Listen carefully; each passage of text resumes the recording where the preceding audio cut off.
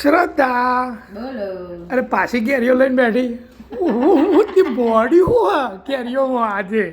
અરે આજે ચમચમ બનાવવાની હવે તે દા પેલી ચમચમ બનાવી હતી તો ઉપરથી નીચે લાયા ને તરત 10ની બર્થડે હતી તે છોકરા બધી પટાઈ દીધી ખબર થાળી ભરીને પતી જાય. વિડીયો પૂરો નતો થયો. હા એ રેસીપી અધૂરી રહી હતી અને તો એ છોકરા ડિમાન્ડ કરતો હતો મમ્મી તે બધું જ બનાવ્યું હજી ચમચમ નહીં બનાવ્યું. તો હવે તો જો ઉનાળાના કારણે કેરીઓ પીળી આવું થોડી પાકેલી પણ ચમચમમાં પાકેલી કેરીઓ સારી લાગે ખાંડ થોડી ઓછી નાખવાની. હા બરાબર. કોઈ વધુ ના આવે તે આજે ફરીથી ચમચમ બનાવવાની તો ચમચમ માટે જો કેરીઓના કટકા થઈ રહ્યા.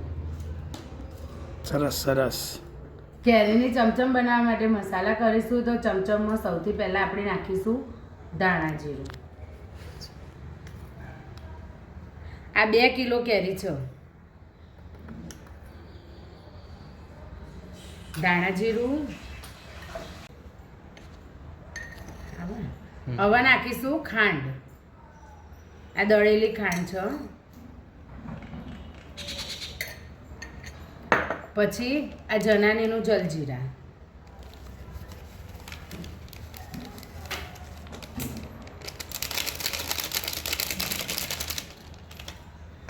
પછી નાખીશું સંચળ પાવડર અને સ્વાદ પ્રમાણે થોડું મીઠું. પછી બધી વસ્તુ બરાબર મિક્સ કરી દેવાની અને હાથેથી જ મિક્સ કરી દેવાની એટલે મસાલો બરાબર બધી કેરીઓનો લાગી જાય. અને આમાં એક વસ્તુ ખાસ છે કે તમારે તરત જ આને તડકા મૂકવાનું. કેરીમાં પાણી વળવું જોઈએ નહીં. કેરીમાં પાણી વળશે ને તો બધી મીઠાશ જતી રહેશે એટલે એ વાતનું ધ્યાન રાખવું કે તમે જેવા મસાલા કરો ને જો આ રીતના મસાલા કરો ને બસ આ રીતે બધું મિક્સ કરી દેવાનું અને આવી રીતે 2 તાસમાં આપણે ફેલાઈ લઈશું.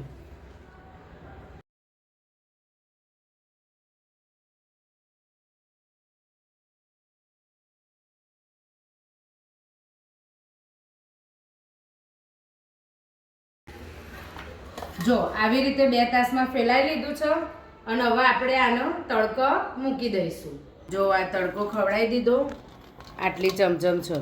પૂરી થાય એના પહેલાં હું તમને બતાવી દઉં. આ 2 દિવસનો તડકો છે. હજી 2 દિવસ તડકો ખાશે ને એટલે આપણી બરણીમાં ભરી દઈશું.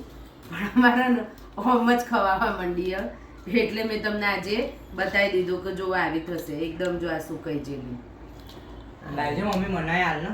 અરે ભાઈ શાંતિ રાખો શાંતિ. આપું બેટા.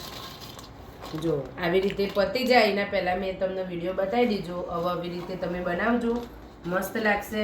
ટ્રાય જરૂર કરજો. કેરીની સિઝન કેરીનો પૂરો ઉપયોગ કરવા વિનંતી.